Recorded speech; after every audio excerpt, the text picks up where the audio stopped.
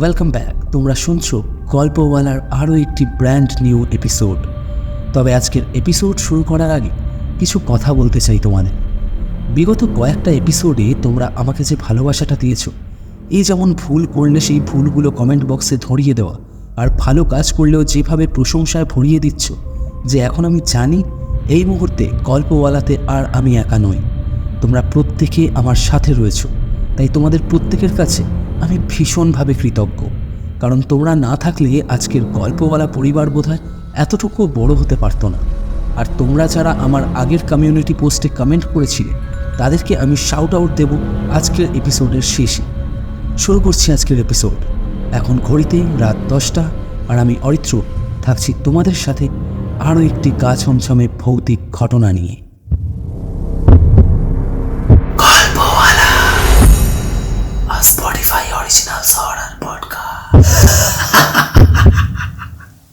আজকের ঘটনাটি পাঠিয়েছেন সুমনা চৌধুরী।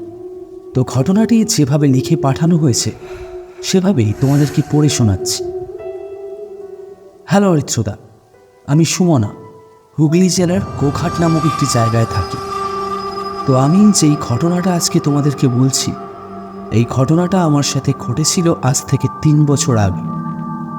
তখন আমার বয়স ওই 15 পেরিয়ে গেছে। সত্যি কথা বলতে 3টে বছর কেটে গেলেও আমি আজও বুঝতে পারি না কি ঘটেছিল আমার সাথে সেদিন, কেনই বা ঘটেছিল। এইসব প্রশ্নের কোনো উত্তর আমি আজও পাইনি। 2021 সালে তখন আমি মাধ্যমিক পরীক্ষার প্রিপারেশন নিচ্ছি। প্রথম সারির ছাত্রী হওয়ায় একটু বেশিই চাপ ছিল আমার উপর। পরিবারের তরফ থেকেও আমার উপর অনেক বেশি প্রত্যাশা ছিল, তাই প্রত্যেকটা দিন রাত জেগে পড়তে হতো আমায়। এমনিতেই রাত জেগে পড়তে আমার বেশ ভালোই লাগতো, তাই আমি পরীক্ষার ঠিক আগের 3টে মাস টানা রাত জেগে পড়তাম। এরকমই একটা দিনটা ছিল ডিসেম্বর মাসের 27 তারিখ। শীতের রাত্রে খাওয়া দাওয়া শেষ করে রুমে চলে এসেছি। সবাই নিজের নিজের ঘরে শুতে চলে যায়, আর আমি চলে আসি পড়তে। আমার বাবা মা ঘুমাতো আমাদের বাড়ির 3 তলার একটা রুমে, আর আমার রুমের উল্টো দিকের রুমটাতে দাদা থাক। পড়তে পড়তে কখন 12:30 বেজে গেছে বুঝতেই পারিনি সেদিন। হঠাৎ পড়ার সময় একটা শব্দ কানে আসে। ভালো করে শোনার চেষ্টা করলে বুঝতে পারলাম শব্দটা আসছে জানলার দিক থেকে। আমি ভাবলাম যেহেতু শীতকাল, তাই হয়তো জানলার বাইরে থেকে এমনি কোনো আওয়াজ আসছে। এরপর আমি আর ওদিকে মাথা না ঘামিয়ে আবার পড়তে শুরু করি। ঠিক 15 থেকে 20 মিনিট পর আবার সেই শব্দটা শুনতে পাই আমি। এবার ভালো করে শোনার চেষ্টা করলাম। এরপর যা বুঝলাম তাতে মনে হলো জলের মধ্যে কেউ ডুব দিলে যেমন আওয়াজ হয় একটা, ঠিক সেরকম আওয়াজ। এক্ষেত্রে বলে রাখি, আমি যে ঘরে পড়ছিলাম সেই ঘরের জানলার বাইরে একটা বাঁশঝাড় আছে, আর তার থেকে কিছুটা দূরেই একটা পুকুর আছে, যেখানে গরমকালেও এত রাত্রে কখনো কাউকে নামতে দেখিনি। খুব অবাক হলাম এটা ভেবে যে এত রাত্রে পুকুরে কে ডুব দিচ্ছে, কারণ যে শব্দটা আসছে তাতে এটাই মনে হচ্ছে যে কেউ নিশ্চিত ঘন ঘন ডুব দিচ্ছে পুকুরে। কেন জানি না মনের মধ্যে অদ্ভুত এক কৌতূহল জেগে উঠল। বই খাতা একপাশে রেখে ভাবলাম, যাই একবার গিয়ে দেখি জানলাটা খুলে। যেমন ভাবনা তেমন কাজ। বিছানা থেকে উঠে ড্রেসিং টেবিলের উপর থেকে একটা চিরুনি নিয়ে জানলার সামনে গেলাম। এরপর পর্দাটা সরিয়ে জানলার কপাট দুটো খুলতেই কনকনে ঠান্ডা হাওয়া যেন পুরো ঘরটাকে গ্রাস করল। আমি ভালো করে গায়ের চাদরটা জড়িয়ে দেখতে লাগলাম যে আওয়াজটা কোথা থেকে আসছে, কিন্তু ভালো করে দেখার পরেও কোথাও কিছুই দেখতে পেলাম না। নিজের অজান্তেই বেশ কিছুক্ষণ দাঁড়িয়ে রইলাম জানলায়। এরপর আমি যে কাজটা করেছিলাম, হয়তো সেটাই আমার সবথেকে বড় ভুল হয়েছিল। কেন জানি না আবার আমি চুলটা খুলে আমার চিরুনি দিয়ে চুল আঁচড়াতে আঁচড়াতে জানলার বাইরে বেশ কিছুক্ষণ তাকিয়েছিলাম। হঠাৎ অনুভব করলাম বেশ গরম লাগছে। তোমরা বিশ্বাস করবে কিনা জানি না, ডিসেম্বর মাসের রাত 1-1:30টার সময় যদি গরম লাগে সেটা কতটা ন্যাচারাল তা নিয়ে যথেষ্ট সন্দেহ থেকেই যায়। আমার শরীর ঘামতে শুরু করেছিল রীতিমতো। জানি না কি মনে হলো, আমি ভাবলাম এবার জানলাটা বন্ধ করে আবার পড়তে বসা উচিত। এই ভেবে জানলাটা বন্ধ করে বিছানায় উঠতে যাব, আবার শুনতে পাই সেই শব্দটা, সেই জলের আওয়াজটা যেটা কিছুক্ষণ আগে শুনতে পেয়ে জানলার কাছে গেছিলাম আমি। কিন্তু এবার আমার একটু ভয় লাগতে শুরু করে, কারণ প্রায় মিনিট 15 জানলায় দাঁড়িয়ে থেকেও আমি পুকুরে কাউকে দেখতে পাই, এমনকি পুকুরের আশেপাশেও না। আমি আবার গিয়ে জানলার কাছে দাঁড়ালাম, শোনার চেষ্টা করতে লাগলাম, আর ভাবলাম যে আর একবার শব্দটা পেলেই জানলাটা সাথে সাথে খুলব।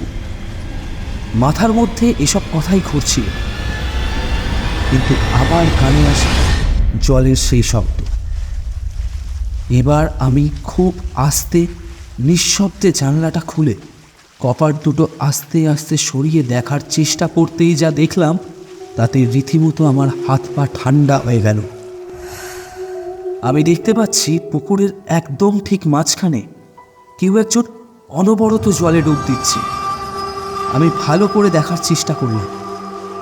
পুকুরের পাশের যে ভ্যাপারের আলোটা জ্বলছিল, সেই আলোয় যেটুকু দেখতে পাচ্ছিলাম তাতে বুঝলাম একজন মহিলা, যার কোমর পর্যন্ত খোলা চুল নিয়ে অনবরত মাছ পুকুরে ডুব দিচ্ছে, কিন্তু তার মুখ দেখা যাচ্ছিল না। আমি রীতিমতো অবাক হয়ে গেছিলাম, কারণ খুব বেশি হলেও 2 মিনিটও হয়নি আমি জানলা বন্ধ করেছিলাম, আর তার আগে আমি অতক্ষণ জানলায় দাঁড়িয়ে থাকলেও কাউকে পুকুরের ধারে কাছেও দেখিনি। তাহলে একটা মানুষের পক্ষে কি করে সম্ভব এত তাড়াতাড়ি মাছ পুকুরে গিয়ে সে ডুব দেবে? কথাটা ভাবতেই আমার শরীর রীতিমতো ঠান্ডা হয়ে আসে। একটু আগেও আমার অদ্ভুতভাবে গরম লাগছিল, এখন আর সেটাও লাগছে না। এই ঘটনাগুলোর কারণে মনের মধ্যে যে ভয়টা দানা বাঁধতে শুরু করেছিল, সেটা কয়েক গুণ বাড়িয়ে দিল এর পরের ঘটনাটা। আমি দেখলাম সেই মহিলাটি মাছ পুকুরে ডুব দিতে দিতেই যখন মাথাটা তুলল, তখন সে দাঁড়িয়ে আছে আমার জানলার সোজাসুজি একদম কাছের যে পুকুর ঘাটটা তার সামনে। আচমকা এরকমটা আমি কোনোভাবেই আশা করিনি, আর এটা কোনোভাবেই একজন সাধারণ মানুষের পক্ষে সম্ভব ছিল না যে এক নিমেষেই মাছ পুকুর থেকে পুকুর ঘাটে চলে আসবে।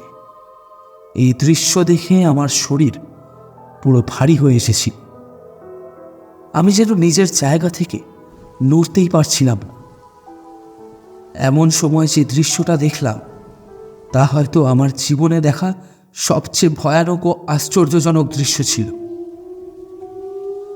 আমি দেখলাম সেই মহিলাটি অদ্ভুতভাবে ডুব দিতে দিতে কেমন সামনের দিকে এগিয়ে যাচ্ছে, মানে যেখানে ডুব দিচ্ছে সাথে সাথে 10-15 হাত দূরে এগিয়ে গিয়ে মাথাটা তুলছে।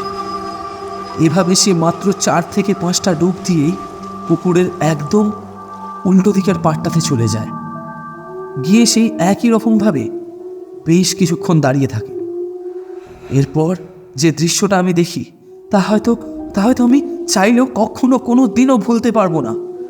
দেখতে পেলাম সেই মহিলা ঘাটের সিঁড়িতে দুটো হাঁটতে ভর দিয়ে উপর দিকে উঠে যাচ্ছে।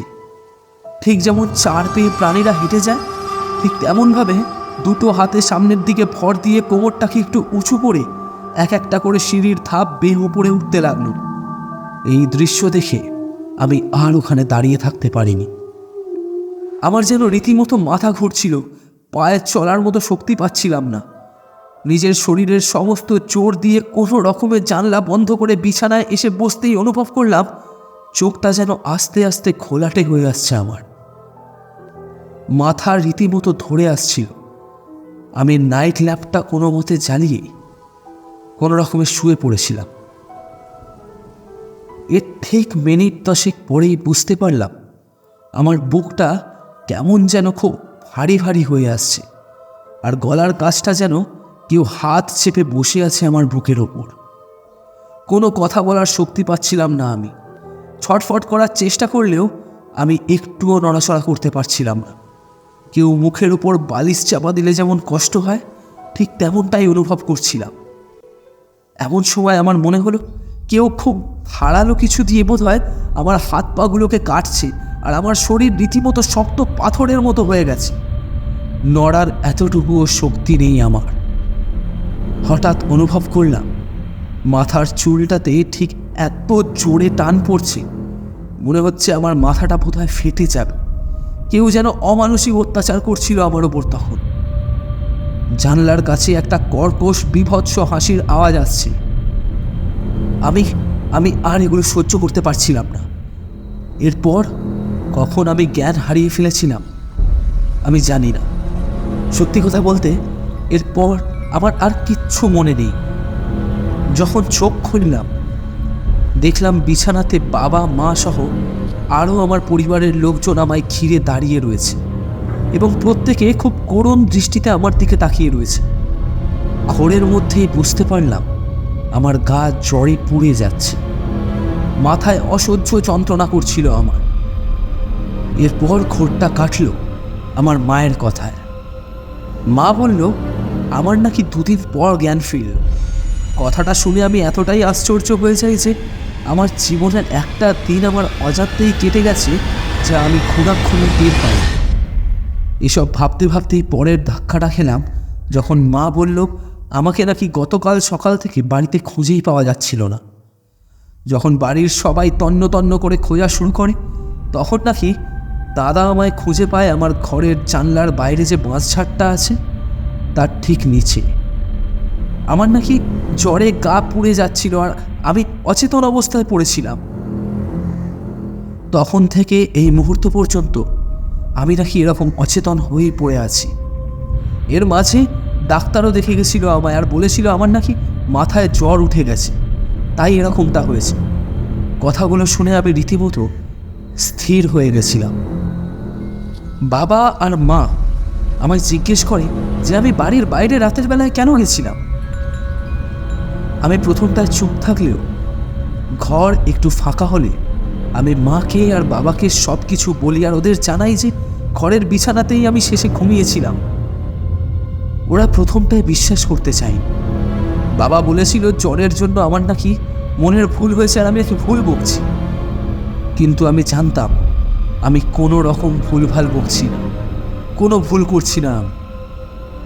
এসবের মাঝেই মা খেয়াল করে আমার শোয়ার জায়গাটাতে আমার মাথার চুলে ভর্তি হয়ে গেছে। দেখলে মনে হবে কেউ যেন অনেকটা চুল টেনে ছিঁড়ে নিয়েছে, আর আমার গা থেকে একটা ভীষণ দুর্গন্ধ ছাড়ছিল। এসব দেখেই মায়ের সন্দেহ হয়। মা কাউকে কিছু না বলে সেদিন দুপুরে একজন পুরোহিতকে বাড়িতে ডেকে আনে। পুরোহিত এসে আমাকে বেশ খানিকক্ষণ দেখার পর আমার সাথে কোনো কথা না বলেই সরাসরি মাকে বলেন যে কোনো এক অশুভ শক্তির নজর পড়েছে আমার চুলের ওপর, তাই ও নাকি আমার চুল নিয়ে যেতে চাইছে। পুরোহিত বলল এত তাড়াতাড়ি এর থেকে কিন্তু নিস্তার পাওয়া সম্ভব নয়, এর থেকে মুক্তি পেতে হলে কিছুটা সময় দিতে হবে।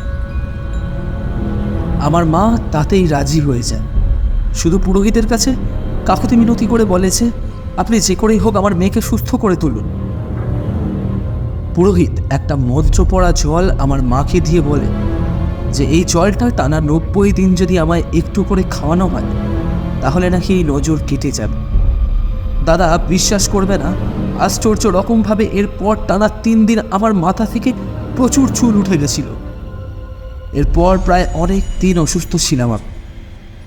পুরোপুরি সুস্থ হতে অনেকটা সময় লেগে যায় আমার। তো দাদা এটাই ছিল আমার জীবনে ঘটে যাওয়া এমন একটা ঘটনা যে ঘটনার কথা মনে পড়লে এখনও আমি প্রচণ্ড ভয় পাই। জানি না ঠিকমতো গুছিয়ে লিখতে পারলাম কি না।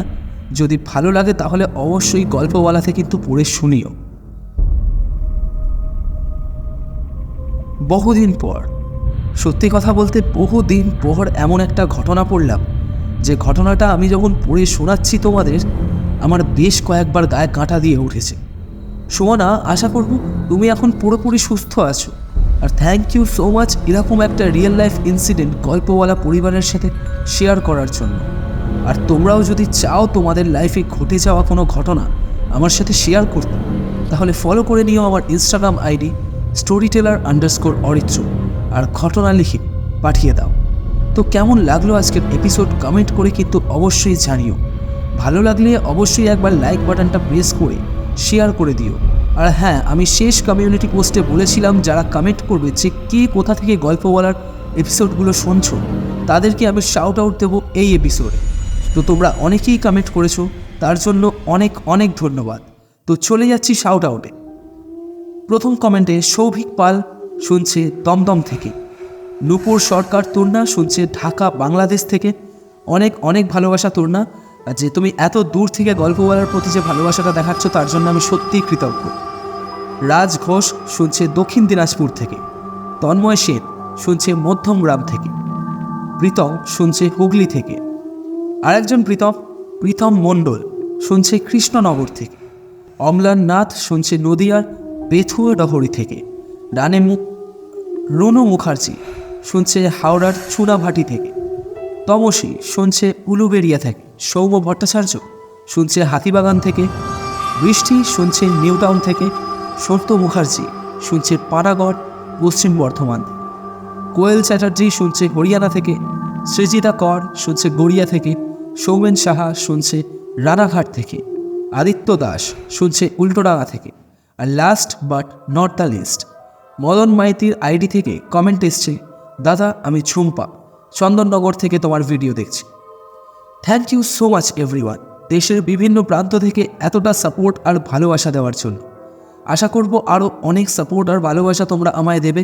আর যদি গল্প বলা ইউটিউব চ্যানেলের নতুন সদস্য হও তাহলে সাবস্ক্রাইব করে স্পটিফাই পডকাস্টটিকেও ফলো করে দিও, কারণ গল্প বলা কিন্তু আমাদের সবার যৌথ পরিবার। আজকের এপিসোড এখানেই শেষ করছি। আগামী শনিবার আসছি নতুন কোনো গল্প বা ঘটনা নিয়ে।